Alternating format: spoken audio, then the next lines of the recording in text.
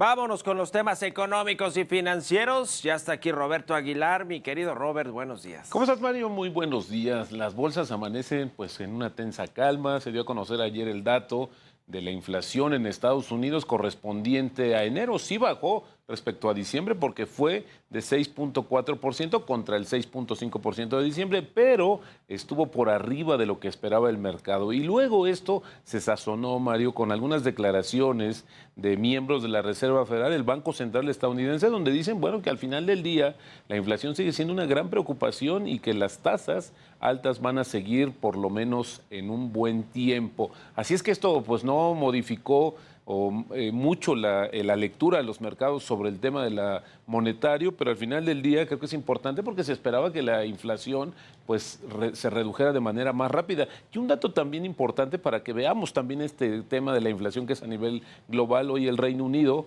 anunció una disminución de sus niveles de inflación, pasaron del 10.5 al 10.1%. También todavía muchas presiones en diversos países. Al final, bueno, la inflación sigue siendo una cuestión que está afectando a todo el mundo. También hubo una declaración importante de la Agencia Internacional de Energía, Mario, donde está anticipando que la mitad de esta producción petrolera, que por cierto está ajustada justamente por las sanciones que se le impusieron a Rusia, pues va a ser para China. China va a comenzar a comprar todavía más petróleo. Esta economía, la segunda más importante del mundo, es el principal consumidor de petróleo a nivel global. Así es que hoy esta expectativa pues suena bastante interesante respecto a las repercusiones que tiene la economía china a nivel global. Y bueno, también fíjate que se dio a conocer una nota interesante, un artículo justamente de la agencia Reuters, donde dice que Pemex pues estaría utilizando su caja, es decir, lo que tiene guardado para hacer frente a sus compromisos financieros. Una pregunta que nos hacemos muchos desde el principio, porque no hay una partida y hoy tiene entre 5,000 y 6,000 millones de dólares que tiene que pagar este año y que solamente va a recurrir al gobierno, Mario, en caso de que el precio del petróleo caiga. Así es que, bueno, pues al final del día acaba de ser una emisión de deuda en los mercados internacionales. Pemex, 2,000 millones de dólares, pero la tasa estuvo muy alta y al final eso es inviable porque además es una compañía la más endeudada del mundo. Y fíjate que es interesante, Mario, porque se acaban de dar a conocer los resultados financieros de las petroleras en todo el mundo. Hay 4 billones de ganancias tuvieron las petroleras más importantes de este planeta, favorecidas por el incremento en los precios del hidrocarburo, pero no fue el caso de Pemex, que sigue todavía con una situación bastante compleja a nivel financiero. Y el tipo de cambio en su modalidad interbancaria, Mario, cotizando en 18.63. Ayer, por cierto, marcó un nuevo mínimo en el año de 18.50 y con esto tenemos ya una ganancia acumulada justamente en este 2023, equivalente a 4.4%. Y también ya te comento, Mario, que Estados Unidos se dijo decepcionado por el anuncio de México que atrasó el plazo para prohibir el maíz modificado genéticamente para alimentación animal y uso industrial, pero mantuvo sus planes de prohibir justamente el grano transgénico para consumo humano. En un comunicado, el secretario de Agricultura de Estados Unidos dijo que su oficina está revisando cuidadosamente el nuevo decreto de México sobre maíz y que va a trabajar con la representante comercial de Estados Unidos para asegurar que el comercio basado en ciencia se mantenga firme. Y había que recordar que justamente Estados Unidos le solicitó, le exigió a México que le diera las pruebas científicas de los argumentos de esta pretendida prohibición. Así es que, pues esto va a seguir todavía, quizás como decíamos ayer, Mario, se patea un poco, se retrasa, pero al final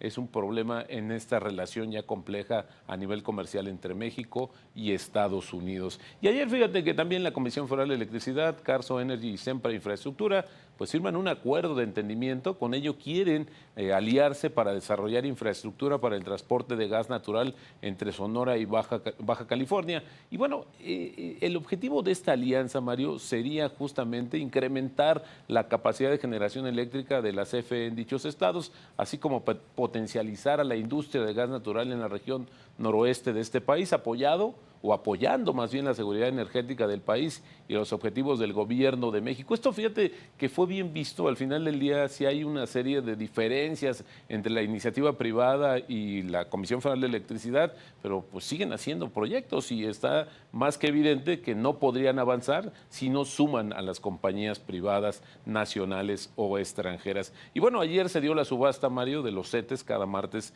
se subasta, es la subasta primaria, y luego de que el Banco de México pues incrementara de manera sorpresiva su tasa de referencia y se llegara al 11%, pues fíjate que los CETES a 28 días, Mario, pues ya superan el 11% de las tasas. Es 11.05 para ser precisos, es la tasa de los CETES. Esto no se había visto, Mario, en más de 20 años en México. Así es que, bueno, por una parte, si quiere uno invertir, allí hay un instrumento bastante atractivo. Por otra parte, un alto costo para el gobierno que se financia a través de la deuda interna, a través de estos instrumentos en su gran mayoría, CETES a diversos plazos, pero el más significativo, que es a 28 días, Mario, 11.05 en la subasta del día de ayer.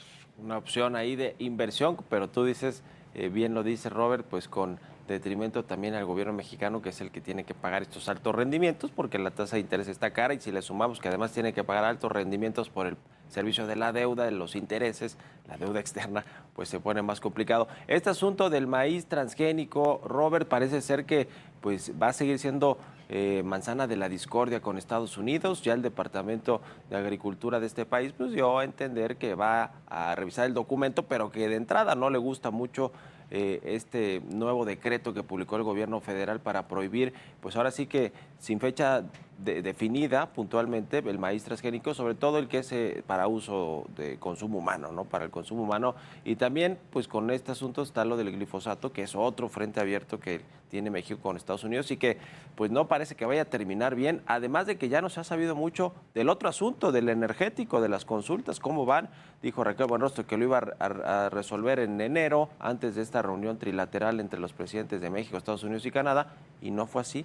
Se está complicando ese asunto del Temeco. ¿Cómo lo ves tú, Robert? Fíjate que sí, yo creo que el del maíz es relevante, es muy importante, sin lugar a dudas, pero creo que todavía en jerarquía el tema energético necesita resolverse, porque esto es lo que va a generar la confianza. Si hay este nearshoring, de nada serviría si México no se puede generar energía para que justamente se instalen parques industriales y con eso lleguen empresas extranjeras a reforzar su capacidad productiva desde México. Así es que creo que por ahí intencionalmente, diría yo, quizás se ha dado más énfasis a la parte del maíz, que bueno, pues hoy al final del día habíamos pensado o se había dado la lectura de que se estaba pateando, pero Estados Unidos parece ser que no está tan convencido de darle un carpetazo temporal a este asunto y creo que también se va a complicar. El tema, Mario, como tú dices, es que ¿qué nos dice el gobierno sobre la cuestión energética entre México y Estados Unidos? Ya lo veremos. Gracias, Roberto Aguilar. Al contrario, Mario, muy buenos días y las finanzas nos harán libres. Buen miércoles. Vámonos a conocer cómo están operando los indicadores financieros más importantes del mundo.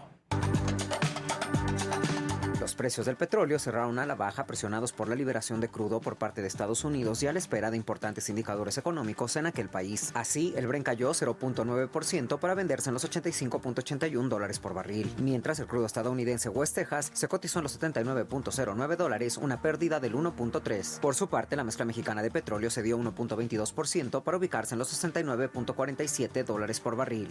La tasa de interés interbancaria del Banco de México se ubica en 11.23%, mientras que los CETES a 28 días alcanzan el 11.05. En el mercado bursátil, la Bolsa Mexicana de Valores cerró operaciones con una baja del 0.73%, el Standard & Poor's perdió 0.03%, mientras que el Nikkei retrocede 0.37%. Durante la jornada pasada, las emisoras que más ganaron en el mercado accionario mexicano fueron Banco Actinver con 5.91%, Omex avanzó 4%, mientras que Aleática se incrementó 2.84%. Entre las empresas con mayores pérdidas se encuentran Grupo FAMSA con 8.45%, Megacable cayó 6.39%, mientras que Electra descendió 3.36%. Israel Morales, Heraldo Media Group.